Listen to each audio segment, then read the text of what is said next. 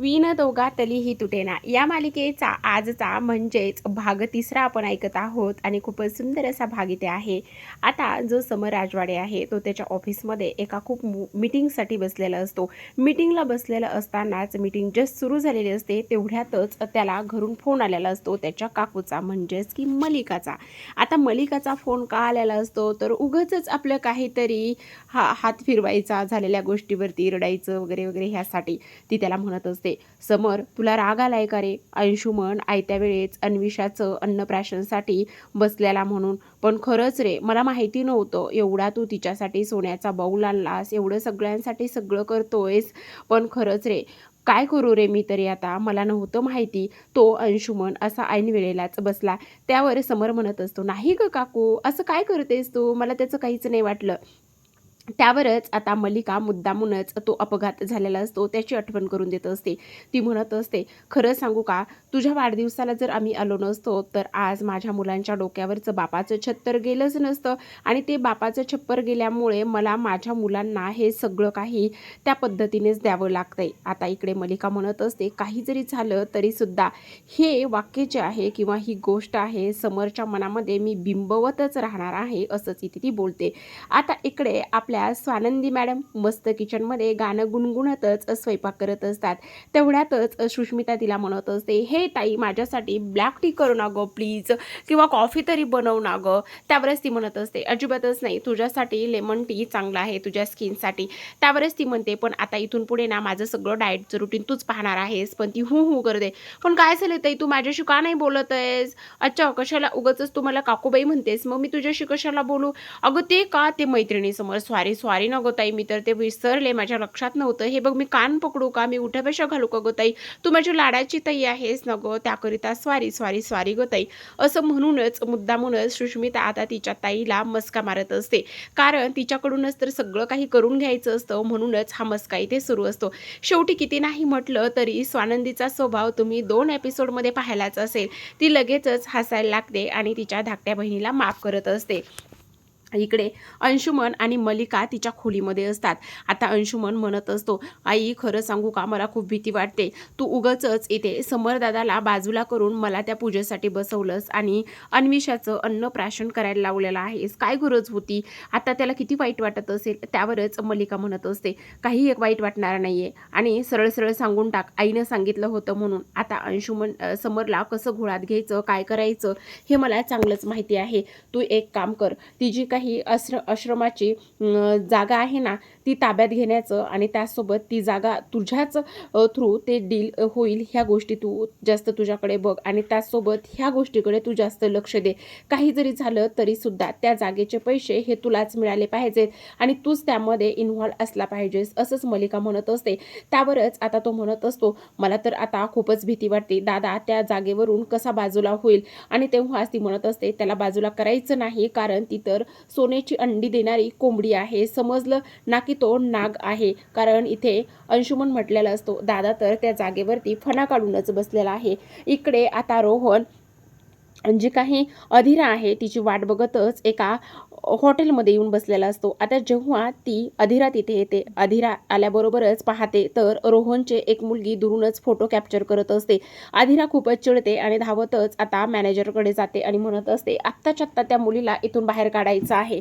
मी अधिरा राजवाडे हा अख्खा मॉल विकत घेईल एवढी माझी अवकात आहे.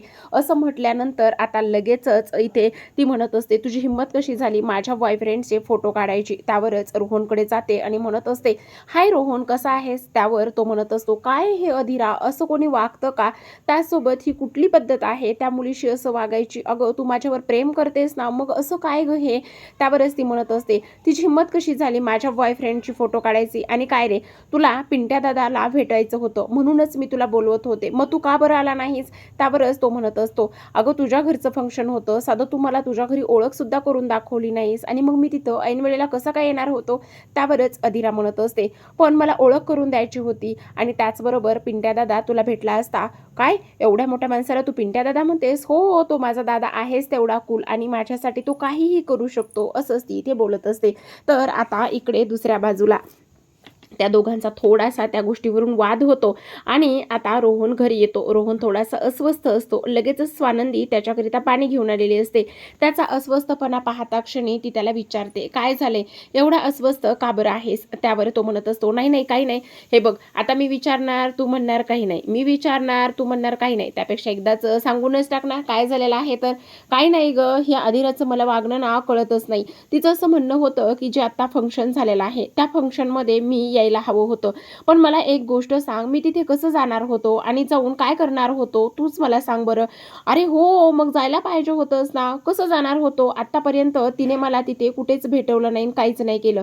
खरं तर तिचं हे वागणं ना मला पटतच नाही. तुला एक गोष्ट सांगू का, ती एवढ्या मोठ्या आणि श्रीमंत घरची मुलगी आहे, त्यामुळे मला तिच्या घरी कसं जायचं, काय करायचं? अगं हे आपलं घर काहीच नाही, एवढं मोठं घर आहे त्यांचं, आणि मग मला सांग मी तिथे गेल्यावर काय करायचं होतं? मला तर कधी कधी असं वाटतंय की नको मला तिच्यासोबतची मैत्री, नको मला तिच्यावर असलेलं प्रेम, असं वाटतं की हे सगळं काही इथेच तोडून टाकावं. ह्या सगळ्या गोष्टी इथे आता तो बोलत असतो.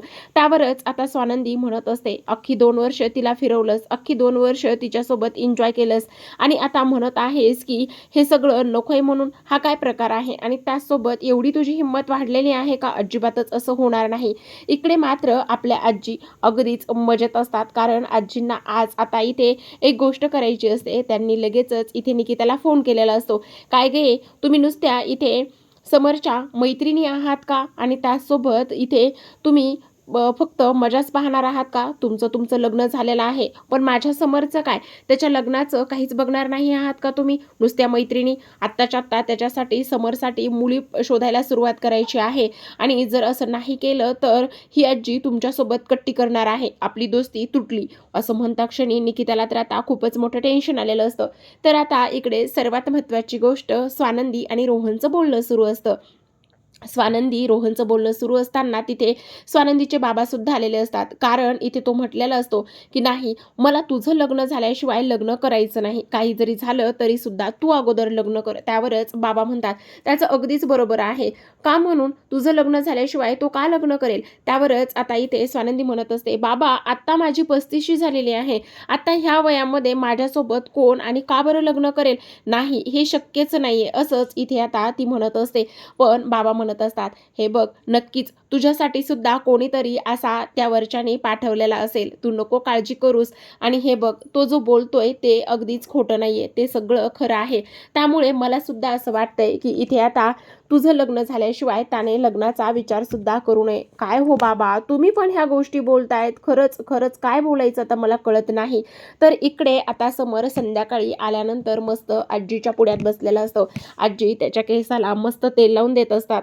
तेव्हाच आजी म्हणत असतात, काय रे पिंट्या, मला असं वाटतंय की तू आता लग्नाचा विचार करायला हवंस. किती दिवस असाच राहणार आहेस तू? त्यावरच तो म्हणत असतो, अगं आजी, पुन्हा तुझं तेच चालू झालेलं आहे का? ह्या आजीला खरं सांगू का, ह्या आजीचं आता लग्न होणार असतं तर तिने नक्कीच लग्न केलं असतं, पण काय रे तू खरंच. आजी लगेचच नाटकी रडायला सुरू करत असते. त्यावरच आता समर म्हणत असतो, बरं आजी, ठीक आहे ठीक आहे, मी तयार आहे, भेटायला तयार आहे त्या मुलीला, ठीक आहे ना, पण पुढे काय होईल हे मला माहिती नाही. त्यावरच आजी लगेचच निकिताला फोन करतात आणि म्हणत असतात, निकिता उद्याचा टाइम फिक्स कर, आपला समर त्या मुलीला भेटण्यासाठी तयार आहे. त्यावरच आता लगेच समर म्हणत असतो, काय उद्याच लगेच? आणि हे कधी ठरलं? आणि यामध्ये निकिताचा काय संबंध आहे? म्हणजे तुमचं सगळ्यांचं अगोदरच ठरलं होतं का? ह्या दोघांचं बोलणं खरं तर अंशुमनने ऐकलेलं असतं. आता अंशुमन खोलीत जातो. आता इथे मलिका तिच्या गळ्यातले दागिने काढून ठेवत असते. तेव्हाच तो म्हणत असतो, आता हे दागिने काढूनच ठेवावे लागतील तुला, कारण बाहेर समरदादाच्या लग्नाची चर्चा सुरू आहे, आणि त्याचं लग्न झालं तर त्याच्या बायकोला हे दागिने लागणारच आहे. त्यावरच मलिका म्हणत असते, काही जरी झालं तरी सुद्धा मी त्याचं लग्न होऊच देणार नाही. तुला माहिती आहे का तुझ्या समरदादाचं वय किती आहे? 45. आणि तुला माहिती आहे त्याचं आत्तापर्यंत लग्न का नाही जमलं? त्यावर तो म्हणत असतो, अगं आत्ता पण त्याचं एवढी श्रीमंती, एवढा पैसा बघून कोणी लग्न करेल, पण आत्तापर्यंत ते लग्न मी होऊच दिलं नाही, तर मग आत्ता कसं होणार आहे? आत्तापर्यंत तो जेव्हा जेव्हा त्याच्या संसाराचा विषय काढतो तेव्हा तेव्हा माझा संसार मोडल्याचं मी त्याच्यापाशी काढते. जेव्हा जेव्हा तो त्याच्या एकटेपणाची जाणीव करून देतो, तेव्हा तेव्हा मी तुमच्या तिघांच्या जबाबदारीची त्याला जाणीव करून देते. जेव्हा जेव्हा त्याचा लग्नाचा तो विषय काढतो, तेव्हा तेव्हा मी माझं लग्न मोडलं, तुझे बाबा तुझ्यापासून हिरावले, हे सगळ्याचा विषय काढते आणि त्यामुळे तो लग्न काय कसलाच विचार करणार नाही लग्न करण्याचा, असंच आता इथे मल्लिका अंशुमनला म्हणत असते.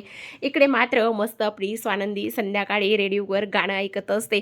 तर इकडे दुसऱ्या बाजूला समर राजवाडे सुद्धा अगदी सेम तेच गाणं गुणगुणत असतात आणि ऐकत असतात. इकडे दोघांच्या भावना खरंच दोघांची मनं जुळतील का, त्यासोबत उद्या भेटल्यावर काय होईल आणि त्यासोबतच खरंच समर इथे स्वानंदीसोबत लग्न करण्यासाठी तयार होईल का, ह्याला सुद्धा ह्याच्या हक्काचं माणूस कोणीतरी भेटेल का. जी स्वानंदी ते परिवारासाठी आत्तापर्यंत एवढ्या सगळ्या गोष्टी करत आलेली आहे, ती इथे समरला तिचा साथीदार जोडीदार म्हणून निवडेल का, पाहूयात पुढील काही भागामध्ये. तोपर्यंत धन्यवाद.